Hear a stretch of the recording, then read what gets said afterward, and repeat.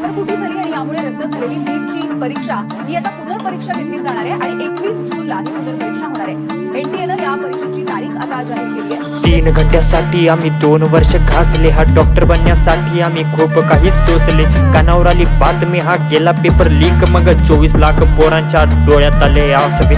3 घंट्यासाठी आम्ही 2 वर्ष घासले, डॉक्टर बनण्यासाठी आम्ही खूप काही सोचले।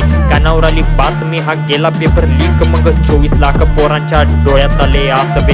24 लाख फॉर्म आणि 1 लाख जागा, उस पेपर के लिए हमें रात दिन भागा इसलिए क्योंकि मंजिल है ना मेरी, लेकिन कुछ गद्दारों ने उस पेपर को हे ढापा। अरे काय भेटलं तुम्हाला हा पेपर लीक करून, आमच्या आई बापाचे स्वप्न हा टाकले ना चिरून। अरे कर्मा हे मित्र हा येतील परत फिरून, अरे तुला तपासायला ते डॉक्टर ज्यांनी बघितला पेपर लिहून। हा मेसवरचं खाऊन तब्येत गेला चुकून, हा लायब्ररीत जेवानी फुकली 1 टाइम जेवून। अरे बापानं आमच्या फी भरली रात जागून, हा झाला पेपर लीक मग काय फायदा देऊन। अरे लॉय मीच क्राईम म्हणून स्वप्न ठेवलं मोठं, पैशा पायी या लोकांनी ते पण केलं कुठं। अरे माय बापानं लहानपणापासून पुरलं ना हट्ट, हा स्वप्न पूर्ण नाही म्हणून फाशीवर लटकलं काट। अरे मैदानात उत्तरांनी झेंडा रोवून टाक, कलम नवी घे त्याला धार लावून टाक। हार नको मानू कारण प्रयत्नाती परमेश्वर, हा रिझल्टच्या दिवशी जळणारे होतील ना खाक।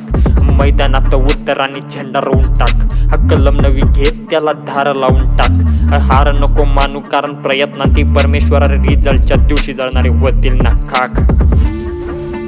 हार मानायची नसते मित्रा, अजून आयुष्य बाकी आहे। का? कारण अपयशच यशाची ही पहिली पायरी आहे।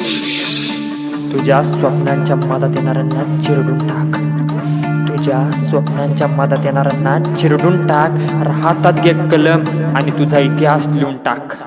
वैद्यकीय